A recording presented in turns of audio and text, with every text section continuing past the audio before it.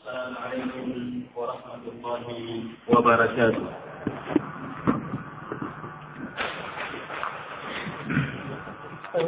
إن الحمد لله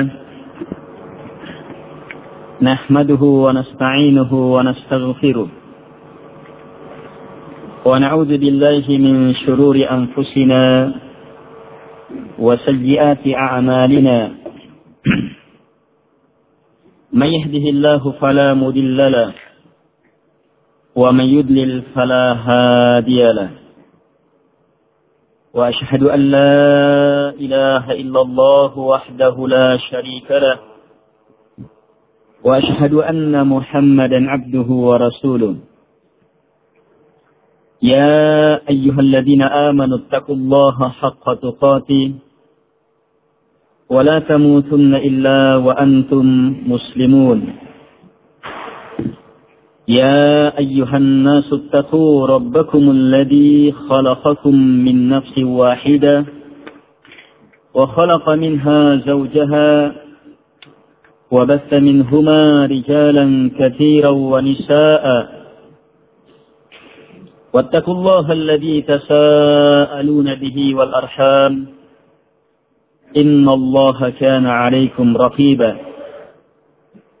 يا أيها الذين آمنوا اتقوا الله وقولوا قولا سديدا يصلح لكم أعمالكم ويغفر لكم ذنوبكم ومن يطع الله ورسوله فقد فاز فوزا عظيما أما بعد فإن أصدق الحديث كتاب الله وخير الهدي هدي محمد صلى الله عليه وعلى آله وسلم وشر الأمور محدثاتها وكل محدثة بدعة وكل بدعة ضلالة وكل ضلالة في النار.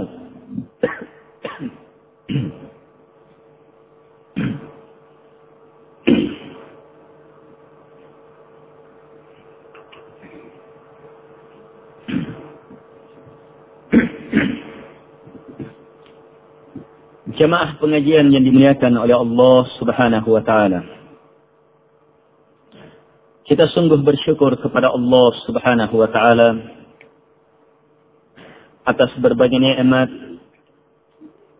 yang Allah Subhanahu wa taala limpahkan kepada kita. Atas berbagai kebaikan yang Allah Subhanahu wa taala anugerahkan kepada kita. Sungguh nikmat demi nikmat darinya tidak akan mungkin lagi kita mampu menghitung-hitungnya. Nikmat yang sangat banyak, kebaikan yang teramat besar, yang terus menerus tercurah. Hal ini sangat jelas, lebih jelas dari terangnya matahari. Bahkan terangnya matahari juga hanyalah bahagian dari nikmat Allah Subhanahu wa taala. Yang kurang jelas adalah kesyukuran kita kepada Allah Subhanahu wa taala. Pemanfaatan nikmat untuk semakin tunduk dan taat kepada Allah Subhanahu wa taala, ini yang kurang jelas. Jemaah yang dimuliakan oleh Allah Subhanahu wa taala. Padahal hakikat tambahan hanyalah melewati pintu kesyukuran. Allah Subhanahu wa taala berfirman, "La in syakartum la azidannakum." Jika kalian bersyukur. Ini kata syarat. Jika kalian bersyukur. Jawabannya, la azidannakum. Maka pasti saya akan tambah. Dari sinilah dapat kita pahami bahwa pintu tambahan,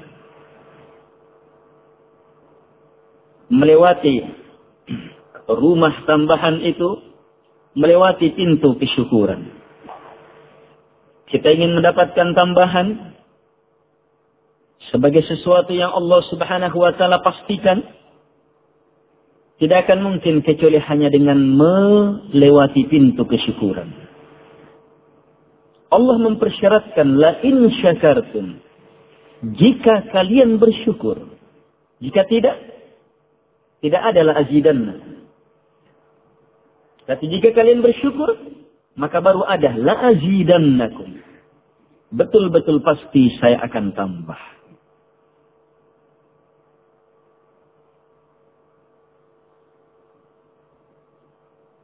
Jadi kalau kita ingin tambahan, masuklah melalui pintu kesyukuran. Allah Subhanahu wa taala berfirman, wa'tul buyuta min abwabiha. Datangi rumah-rumah itu melalui pintu-pintunya.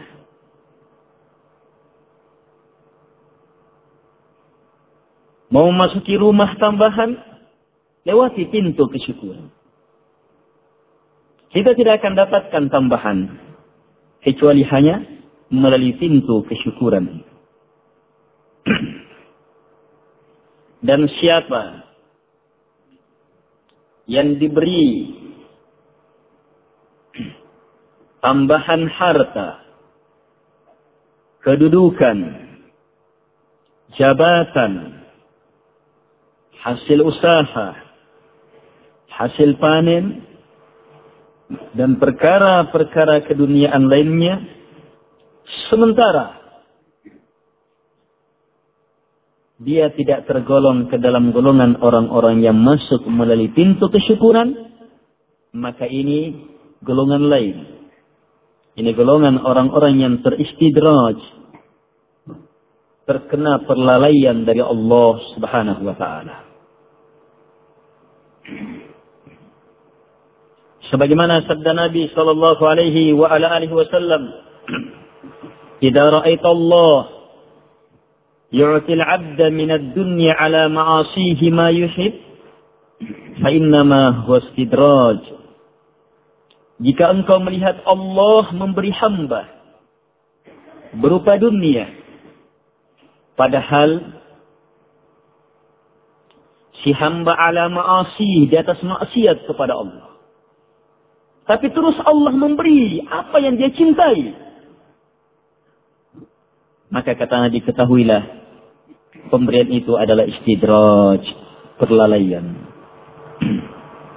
Yang siapa yang terkena perlalaian, maka dia tidak akan menyadari dirinya terlalaikan. Allah Subhanahu wa taala berfirman, "Sanastadrijuhum min haitsu la ya'lamun." Kami akan istidraj mereka dari arah yang mereka tidak sangka-sangka, dari arah yang mereka tidak ketahui. Karena itulah orang yang teristidraj semakin yakin di atas kebatilannya dengan dalil, dengan alasan dunia yang dia miliki Allah tambah. Kalau seandainya saya salah, agama saya salah, kenapa Allah semakin tinggikan kedudukan saya, semakin tambah harta saya, semakin jadikan rumah saya bertingkat? Semua ini menunjukkan bahwa Allah mencintai saya, menyukai amalan saya.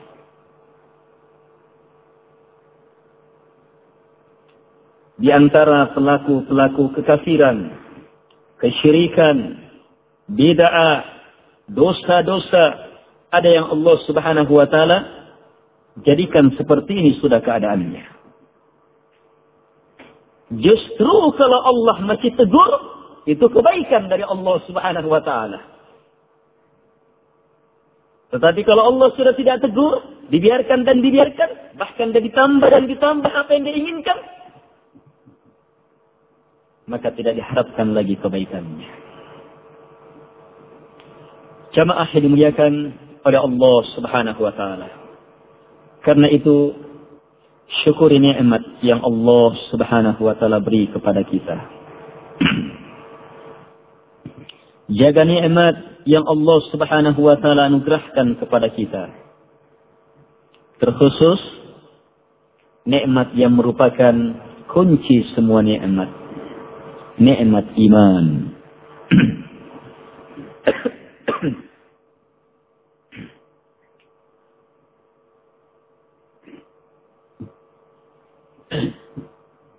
Pembahasan kita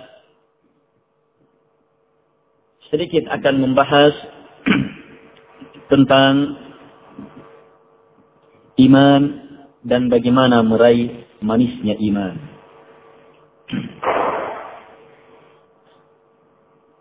Keimanan adalah nikmat yang sangat besar yang Allah Subhanahu wa taala beri kepada hamba. Ini adalah anugerah yang sangat luar biasa yang Allah Subhanahu wa taala anugerahkan kepada hamba. Terkhusus ketika iman itu kita sudah bisa merasakan manisnya. Dia mempunyai rasa dan rasa itu sangat nikmat. Dia mempunyai kelezatan dan kelezatan itu tiada tandingannya. Dia mempunyai manis, rasa yang sangat manis. Siapa yang mampu merasakannya, diberikan anugerah besar ini, maka dia mendapatkan nikmat yang sangat luar biasa besarnya.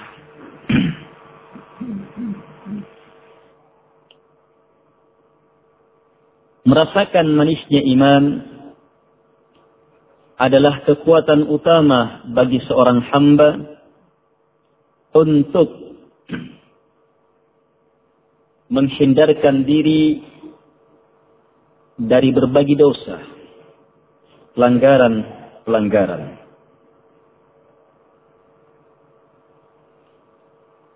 Sebab dosa itu juga mempunyai kelezatan.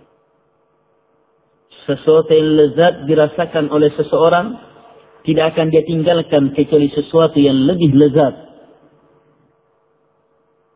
Dan tidak ada yang lebih nikmat dari manisnya iman itu. Karena itu siapa yang memiliki hal ini, maka dia diberi kekuatan besar untuk membersihkan dirinya dari belenggu-belenggu kelezatan-kelezatan kekafiran, kesyirikan, bid'ah, maksiat. Jamaah yang dimuliakan oleh Allah Subhanahu wa taala. Iman asal katanya bermakna at-tasdiq, membenarkan. Dan iman ini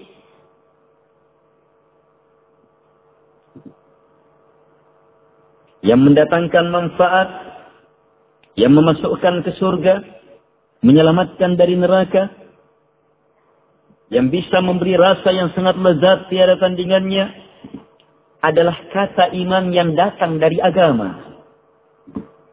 Bukan bahasa yang diungkap oleh manusia.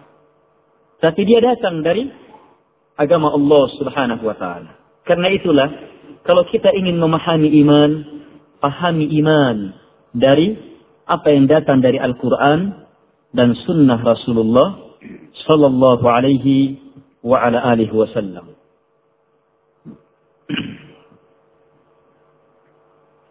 Para ulama yang mempelajari Al-Quran dan Sunnah memberikan definisi iman kepada kita. Bahwa al-iman, iman itu keyakinan di dalam hati, pembenaran di dalam hati, yang diucapkan dengan lisan dan dilaksanakan oleh anggota tubuh. Dari sini dapat kita pahami bahwa iman melingkup tiga hal ini. Perkara di dalam hati, amalan-amalan lisan, dan perbuatan-perbuatan anggota tubuh kita.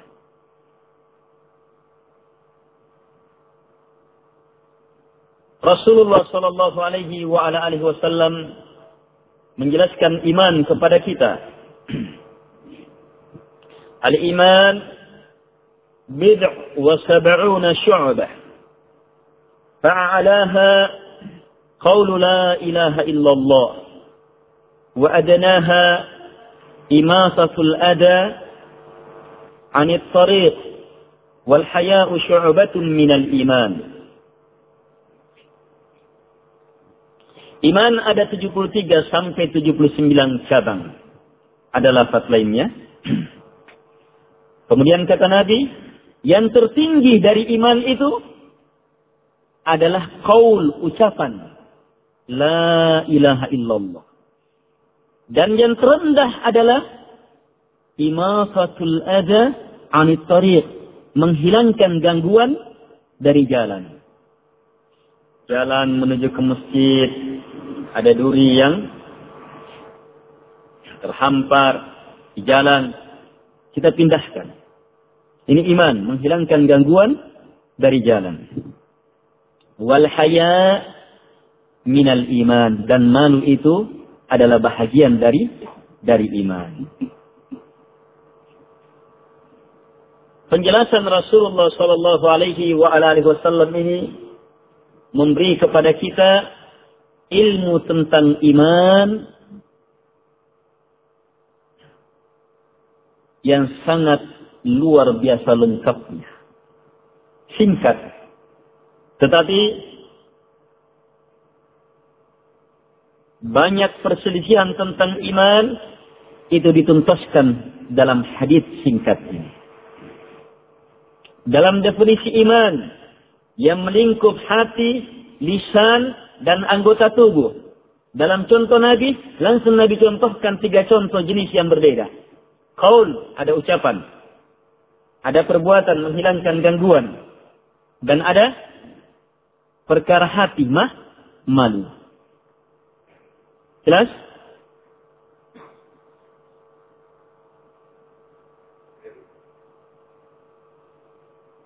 Karena itu keimanan ada dengan hati. Keimanan ada dengan ucapan. Keimanan ada dengan perbuatan. Sebagaimana ada perkara-perkara hati yang mengkafirkan. Ada ucapan-ucapan yang mengkafirkan. Sebagaimana ada perbuatan-perbuatan yang mengeluarkan pula dari agama. Penjelasan singkat, tepat di atas petunjuk. Tapi kalau keluar dari ilmu yang datang dari Nabi Sallam, hanya pendapat orang dengan perasaan dan perasaan, akhirnya apa? Muncul banyak pendapat. Iman itu sekedar percaya. Iman itu sekedar pembenaran. Iman itu. Banyak ungkapan tetapi keluar dari sabda Rasulullah sallallahu alaihi wa ala alihi wasallam. Kemudian dari hadis ini kita juga mendapatkan ilmu bahwa iman bertambah dan berkurang. Ini juga prinsip dasar dalam iman. Dan jangan pernah menganggap bisa beriman kalau tidak memahami prinsip-prinsip dasar ini. Kita mungkin sering mendengar pembahasan ini, tapi tidak semua yang mendengarnya tahu kedudukan pembahasan ini dan tahu menggunakannya, memanfaatkannya.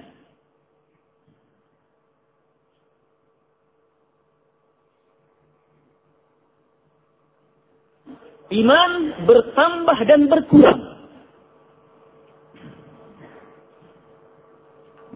Nabi menjelaskan dalam hadis ini. Sebab Nabi mengatakan yang tertinggi adalah ini. Yang terendah adalah ini. Berarti ada yang lebih. Ada yang bobot imannya bertambah dari yang lainnya. Makanya dia tertinggi. Ya. Ada yang kurang dari yang lainnya. Makanya dia yang terendah.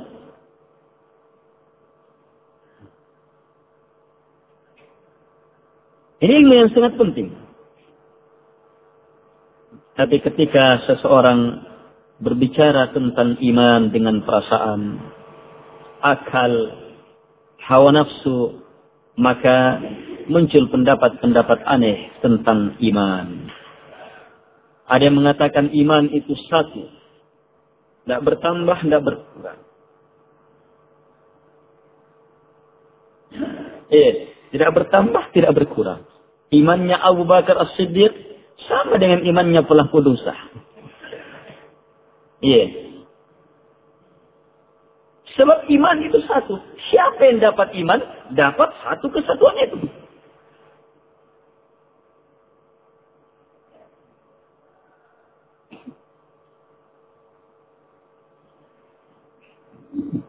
Dan beberapa pendapat-pendapat aneh lainnya. Iman bertambah dan berkurang. Bertambahnya dengan ketaatan, berkurangnya dengan maksiat. Ketaatannya kekafiran, kesyirikan. Apa?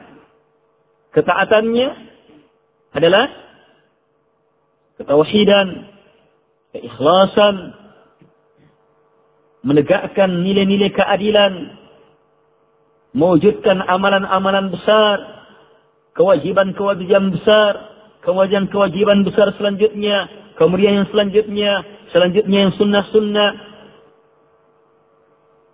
dan berbagai amalan yang lainnya. Dan meninggalkan maksiat. Maksiatnya mencakup kekafiran, kesyirikan, bid'ah, dosa-dosa besar, dosa kecil, dan seterusnya. Jamaah yang dimuliakan oleh Allah Subhanahu wa taala. Jadi iman bertambah dengan apa? Dengan ketaatan. Berkurang dengan apa? Dengan maksiat. Kita bisa merasakannya?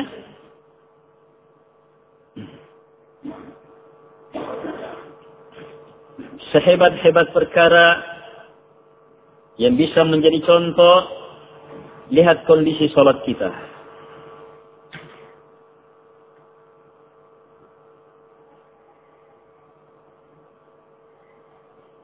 Lihat kondisi salat kita.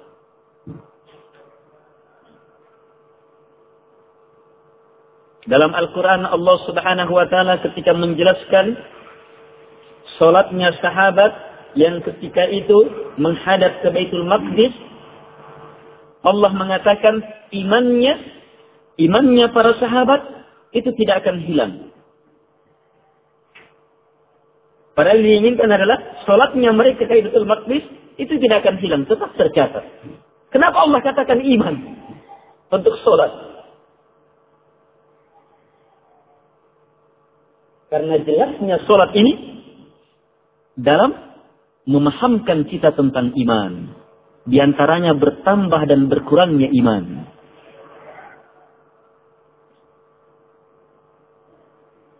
Tidak usahlah dulu. Salat tidaknya. Sekedar tidak salat jamaah dengan yang salat jamaah. Kita biasa salat jamaah. Begitu karena kesengajaan terlalaikan kita. Kita tinggalkan salat jamaah. Bukan karena uzur. Apa yang kita rasa? Rasa betul itu guncangan. Hati dan pikiran kita akan kalut. Sebab apa? Nilai iman yang berhubungan, nilai ketaatan yang berhubungan dengan salat, sebahagian kita lepas. Terasa itu.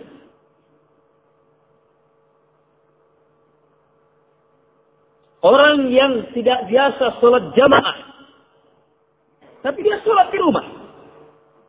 Salat jamaah ya nanti salat Jumat. Pada saat salat maghrib misalnya, kalau dia hadir salat jamaah. Selain itu, malas. Tapi begitu dia dapat ilmu, tentang wajibnya sholat jamaah, dan dia hasilkan sholat jamaah, dia langsung rasakan perbedaan sholatnya. Langsung rasa itu. Tidak ada yang bisa mengingkari rasa itu. Bertambahnya nilai ibadah. Semua orang bisa merasakan itu.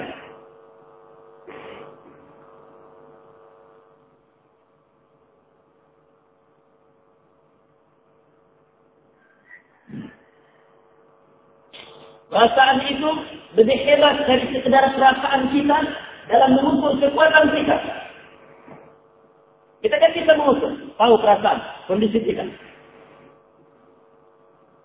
Misalnya, ada barang yang akan kita angkat ya, ada barang yang ingin kita angkat.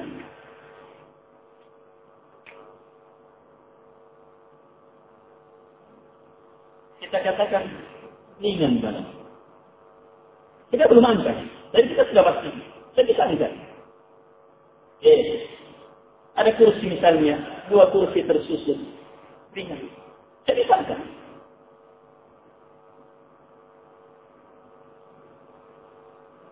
Ketika kita mengatakan, saya bisa angkat. Ada yang kita rasa? Yes. Kita bisa merasakan kekuatan kita? Yes.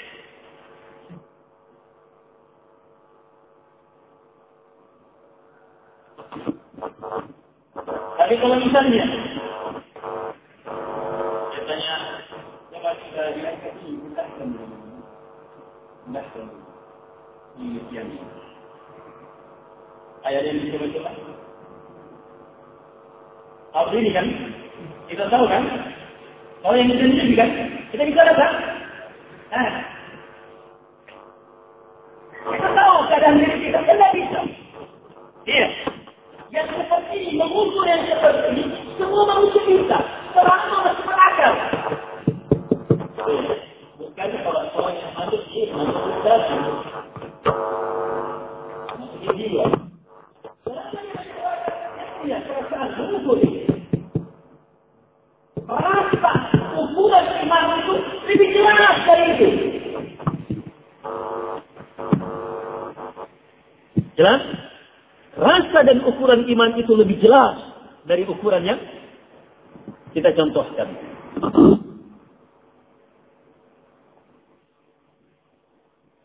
Baik, iman bertambah dengan ketaatan, berkurang dengan maksiat.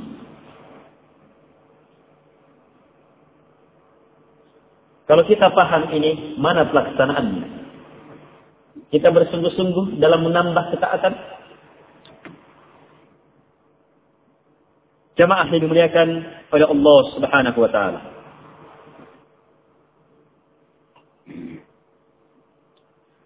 Terakhir tentang iman.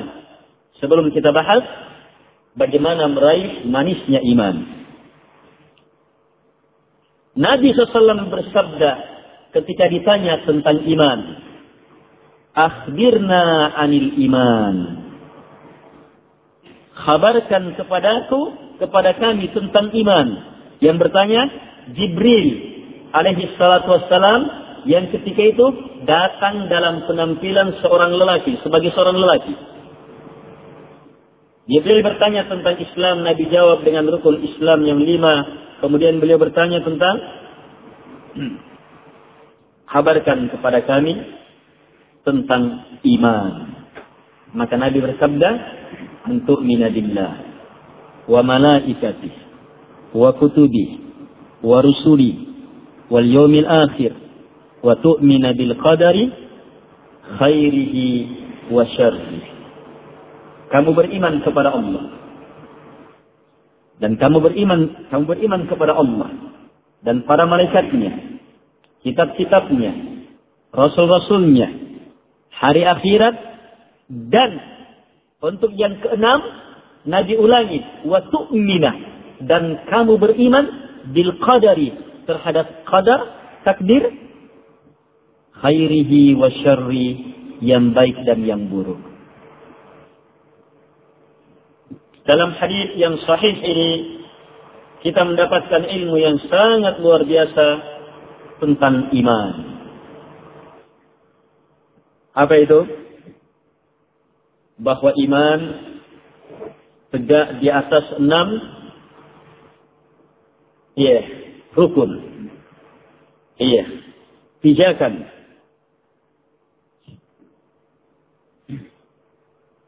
Dalam hadis itu tidak disebutkan kata rukun.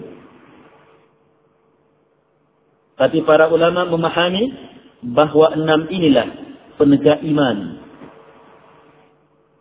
Sebab ketika Nabi ditanya tentang iman, padahal banyaknya pembahasan iman, kenapa Nabi menjawab dengan 6 ini?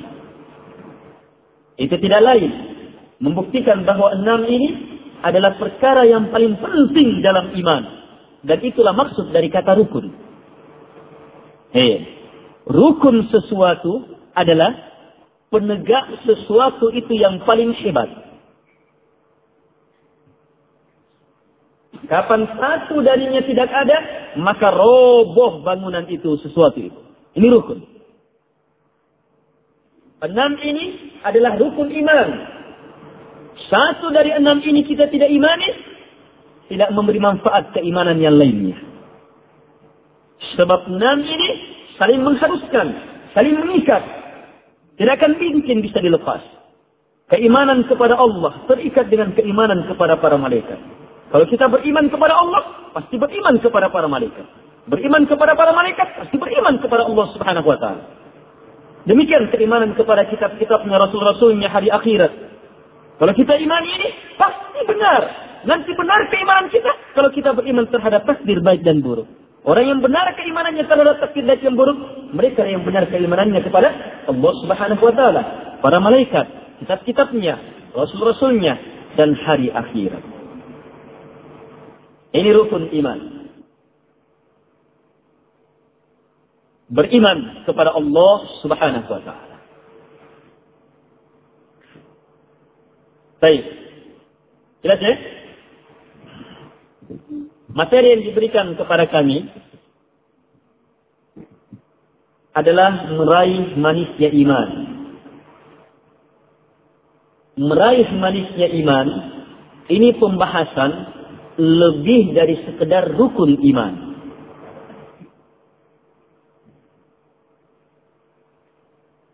Meraih manisnya iman, ini pembahasan lebih dari sekedar ada tidaknya iman, benar tidaknya iman. Jelas ya?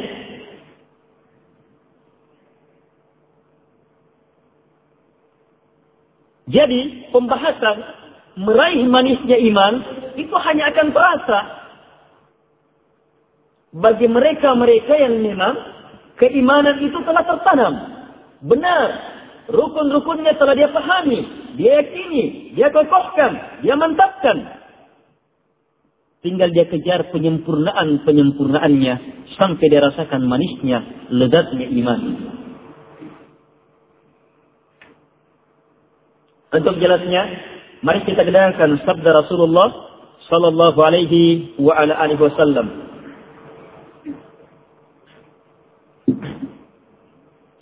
Dalam hadis yang diriwayatkan oleh Imam Al-Bukhari dan Imam Muslim dari sahabat Anas bin Malik radhiyallahu anhu,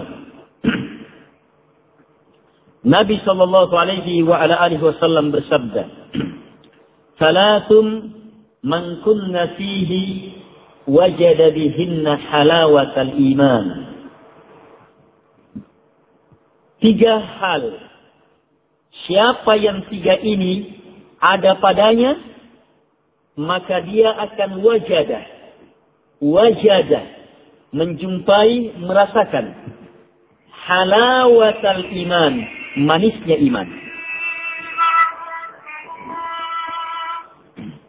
Apa 3 itu? 1, ayakuna Allahu wa rasuluhu ahabba ilaihi mimma siwahuma.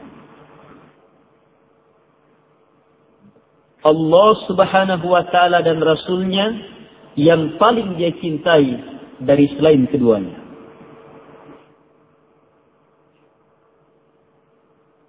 Yang kedua, wa ayyuhibbal mar'a la yuhibbuhu illa lillah. Dia mencintai seseorang dia tidak mencintainya kecuali hanya karena Allah Subhanahu wa taala. Dan yang ketiga, wa ayyakraha ay ya'uda fil kufr ba'da an anqadahu Allah min kama yakrahu ay yuqdafa fin nar. Dia benci untuk kembali kepada kekafiran setelah Allah Subhanahu wa taala selamatkan darinya, sebagaimana bencinya dia dimasukkan ke dalam api. Ini 3 sifat. Kita pernah dengar hadis ini?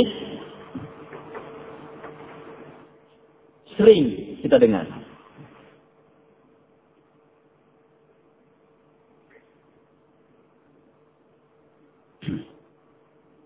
Tapi hadis ini yang sering kita dengar jamaah, ketahuilah banyak dari kita tidak mendudukkan hadis ini pada kedudukannya yang sepantasnya.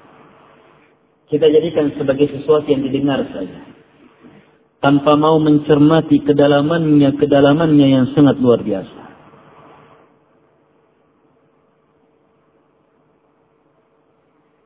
Coba perhatikan 3 kata Nabi. Siapa yang 3 ini ada padanya, jadi ketiga-tiganya, Nabi tidak mengatakan siapa yang 1 dari 3 ini, 2 dari 3 ini, ya ada padanya, tapi 3 ini ada padanya. Maka apa? Wajada. Halawatal iman. Wajada, dia akan jumpai halawatal iman, manisnya rasa dari iman. Kalimat wajada oleh beberapa ulama yang membahas kedalaman dalam beriman, dalam ma'rifatullah, ilmu ma'rifat. Yes. Dari hadis ini mereka keluarkan jenjang al-wajid. Dari sini lahir ini penamaan al-wajid. Jenjang al-wajid. Ada orang dalam beriman sampai ke dalam jenjang al-wajid.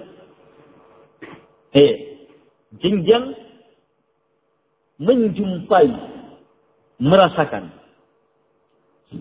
Ada lafaz lainnya, dzaqa ta'mal iman.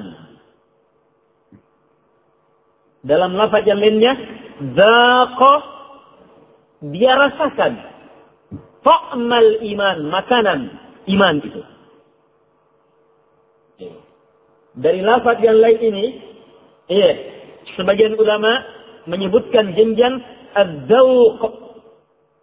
Jenjang ad-dzauq. Dzaqa yadzuqu dzauq. Ini. Jadi jenjang ini ada sebab Nabi mengucapkannya. Ada orang yang beriman wajada. Ada orang yang beriman dzaqa, merasakannya. Dan tidak semuanya, sebab nanti terpenuhi syaratnya baru bisa menjumpai dan merasakannya.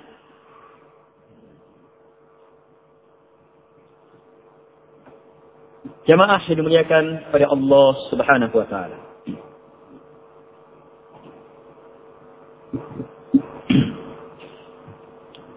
Baik, perhatikan.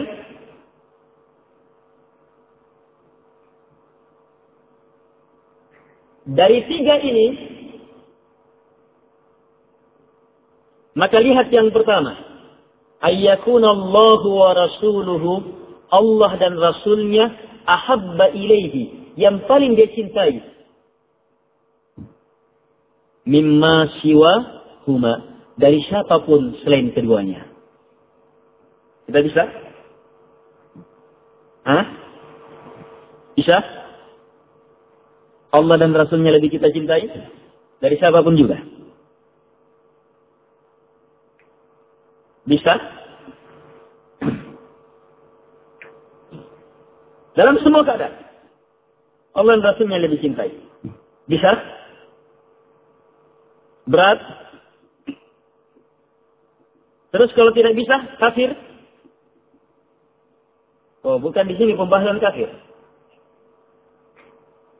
Kalau dia tidak bisa berarti apa? Cacat pada imannya.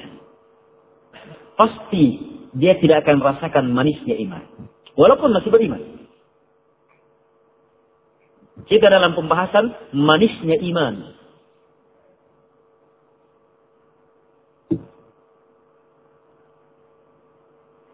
Jadi pembahasan ini hebat luar biasa. Tapi harus kita tahu kedudukannya. Di bawah pembahasan ini banyak sekali pembahasan. Ada pembatal-pembatal iman. Sudah selamat diri kita dari pembatal-pembatal iman. Ada pembatal iman dalam perkara hati. Kita yakini batal iman kita, lenyap. Kita ucapkan hilang iman kita. Kita lakukan tidak ada lagi iman kita. Sekarang anggap sudah selesai itu. Ada iman, tertanam iman. Bagaimana meningkatkan iman ini? Sampai ke dalam jenjang kita bisa merasakan manisnya iman. Harus miliki tiga ini. Jenjang yang pertama, ayyakunallahu wa rasuluhu ahabba ilaih mimma siwahuma. Allah dan Rasulnya yang paling dia cintai. Cinta tertingginya kepada Allah. Kepada Rasulnya. Dari selain keduanya.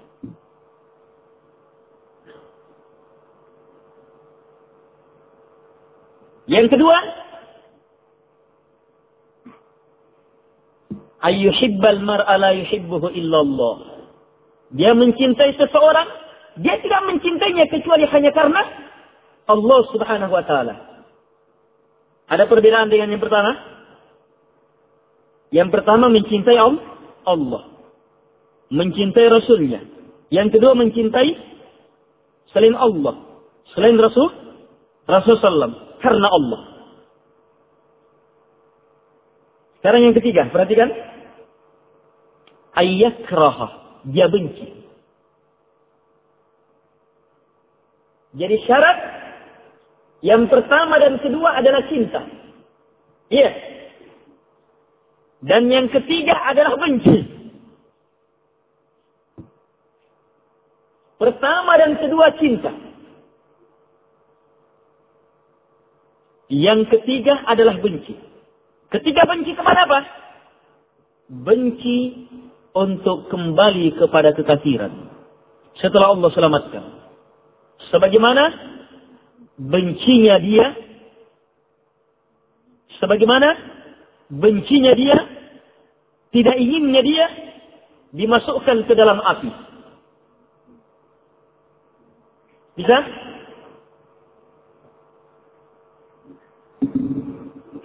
Orang yang beriman punya asal dari tiga ini.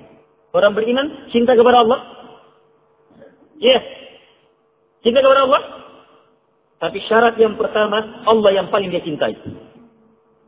Kita cinta sama Rasulullah. Syarat yang pertama, Rasulullah yang paling dicintai. Dari siapa pun juga.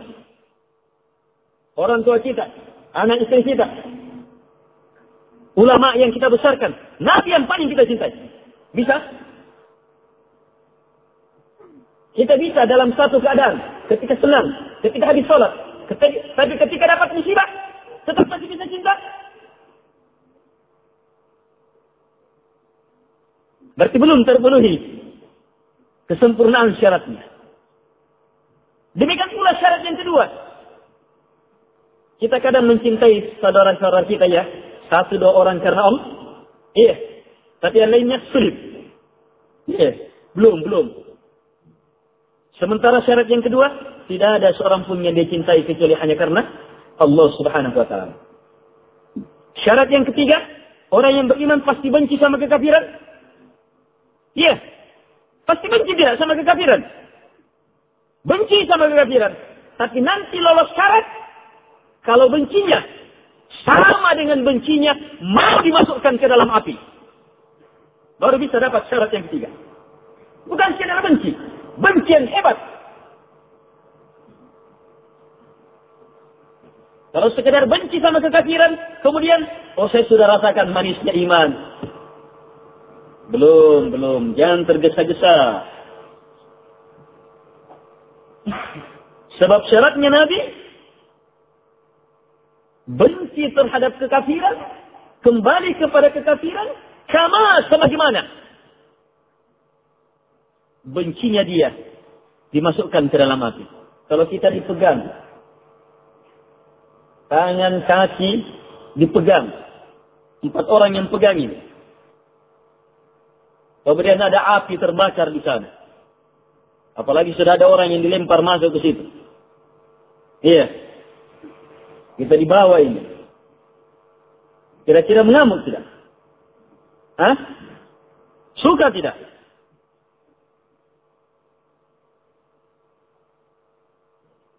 Benci? Tidak suka? Siapa yang bencinya terhadap kekafiran seperti itu, baru meraih syarat yang ketiga. Dan kalau syarat yang ketiga saja yang ada, pertama dan kedua tidak ada, belum bisa merasakan manisnya iman. Ini perkara dahsyat. Manisnya iman itu kelezatan yang tiada tandingannya. Siapa yang mampu merasakan manisnya iman, dunia beserta segala isinya tiada nilainya. Jamaah yang dimuliakan oleh Allah Subhanahu wa taala.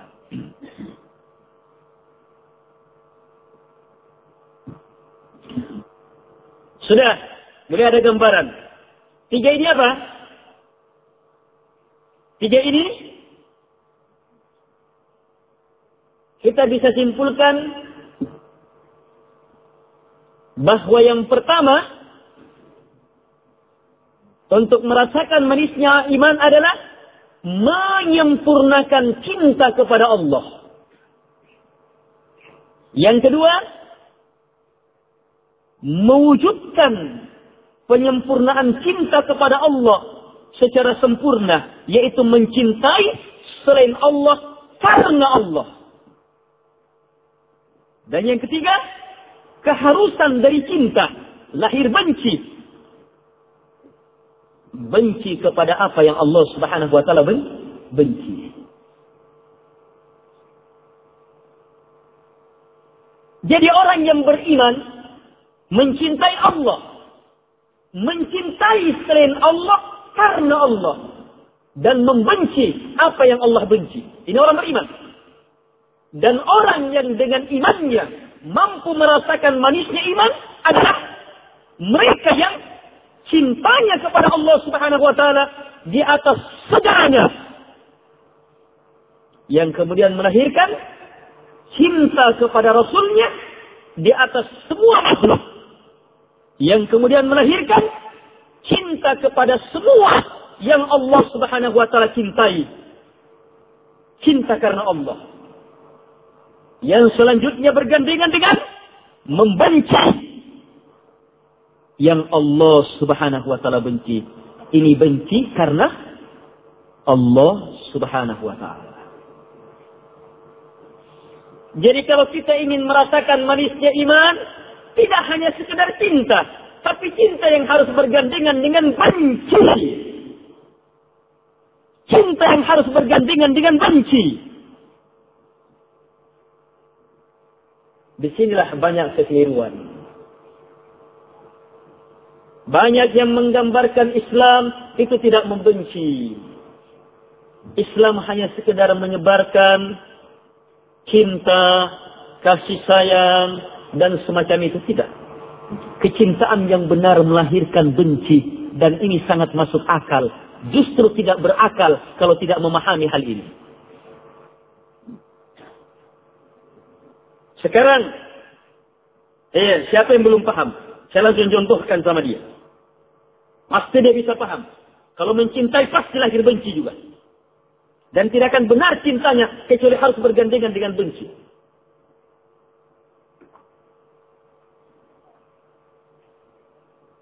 Siapapun.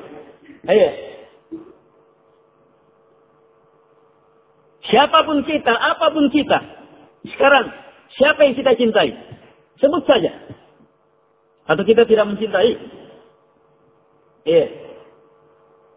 Kita tidak punya cinta? Kita tidak punya cinta, terserah. Cinta benar, cinta palsu.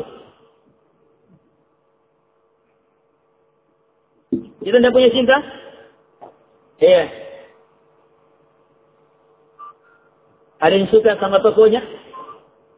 Untuk pedagang-pedagang ini. Iya. Yang punya los-los di sentral, di pasar. Iya. Suka tidak sama tokonya? Suka? Cinta sama tokonya? Cinta ini pasti ada bencinya, melahirkan benci. Benci kalau tokonya terbakar? Benci kalau tokonya kecurian? Cinta kalau tokonya laris, manis? Iya. Kalau tidak laris, tidak senang. Senang sama orang yang bawa pembeli? Senang kalau ada orang, ayo sana beli. Oh, kita pasti suka orang itu. Iya. Terus kalau ada orang kita tahu, oh ini menghalang-halangi pembeli saya ini. Kita akan benci sama orang itu. Pokoknya sebut saja, apa yang kita cintai, pasti ada benci di situ. Kita cinta sama si dia. Siapa si dia? Terserah. Bisa istri, bisa orang tua, sahabat. Kita cinta. Kalau kita cintai, nanti benar cinta kita. Kalau kita benci juga apa yang dia benci.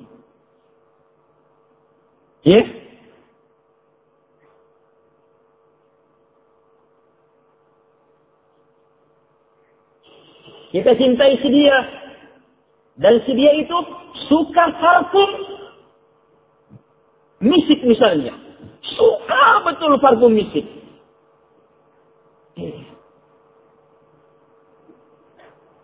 Kemudian kita belikan parfum misik.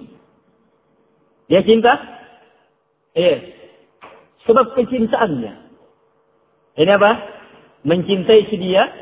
Lahirlah kecintaan kita sama parfumnya juga. So, dalam rangka dapatkan cintanya si dia. Ini cinta karena dia. Tapi ada yang dia benci. Parfum jenis lain. Parfum juga itu. Dia sangat benci. Begitu dia cium, dia muntah. Kalau ternyata dia minta parfum parfum dan kita tahu yang dia sukai misik. Tapi ternyata yang kita bawa sesuatu yang kita tahu juga itu yang dia benci. Kita batangkan. Ini yang kamu minta. Ini bukti cintanya saya. Benar tidak ini? Bukti cintanya saya. Padahal yang didatangkan sesuatu yang dia benci. Tidak akan benar. Langsung putus hari itu.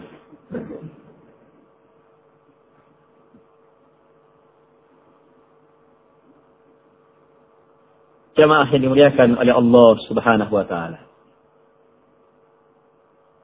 Ini sangat mudah dipahami jamaah.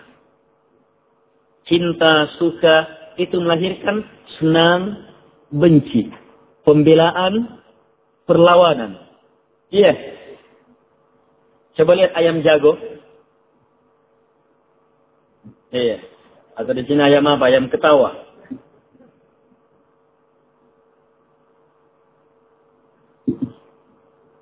Ayam jantan. Kalau sudah kenalan sama betina.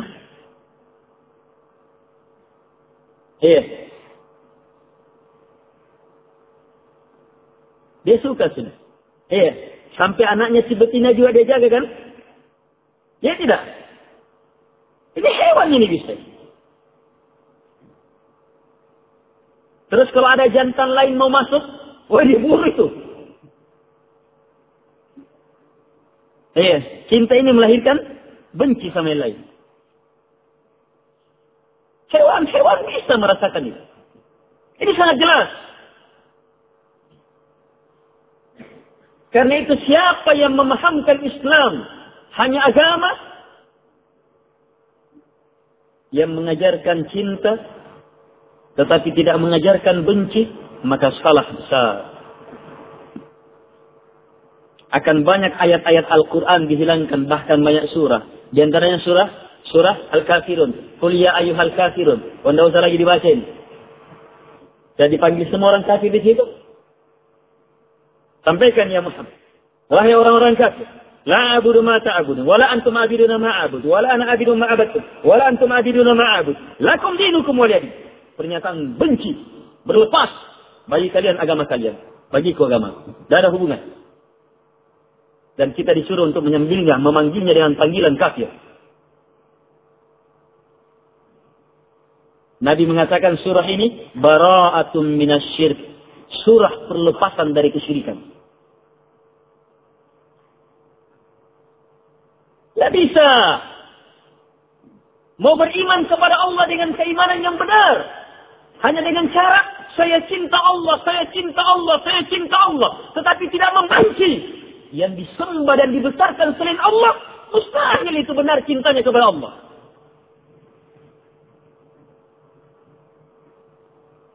Mau meraih cintanya Nabi Muhammad SAW, iya, tapi dengan melakukan sesuatu yang dibenci oleh Rasulullah SAW, tidak akan mungkin.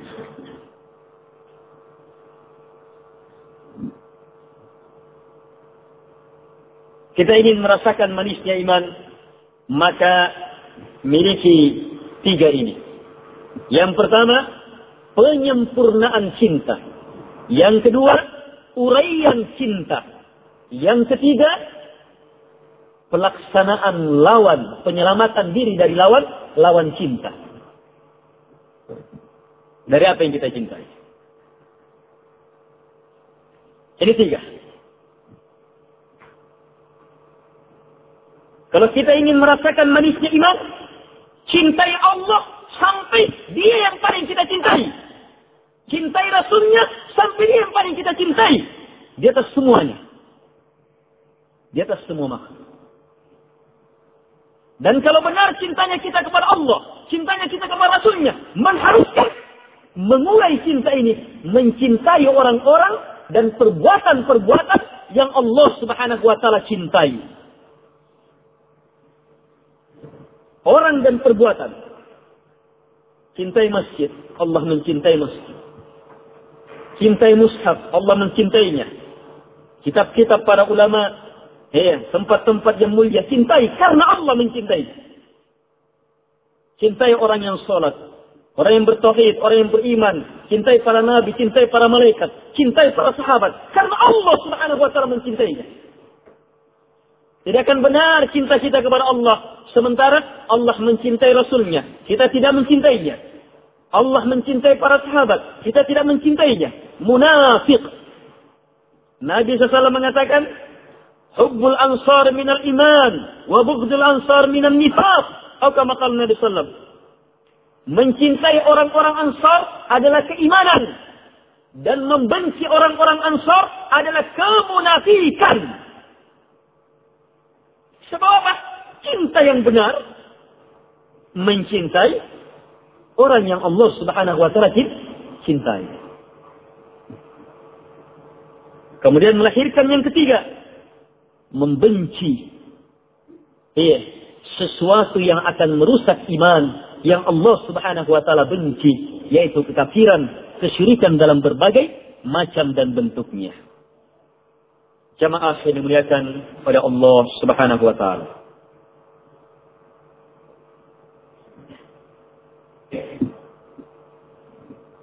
Ini teori. Laksanaannya kembali kepada kita. Kekuatannya ada pada hati. Sebab syarat pertama dan kedua cinta. Cinta itu di hati. Syarat yang ketiga, benci. Benci itu di hati pula.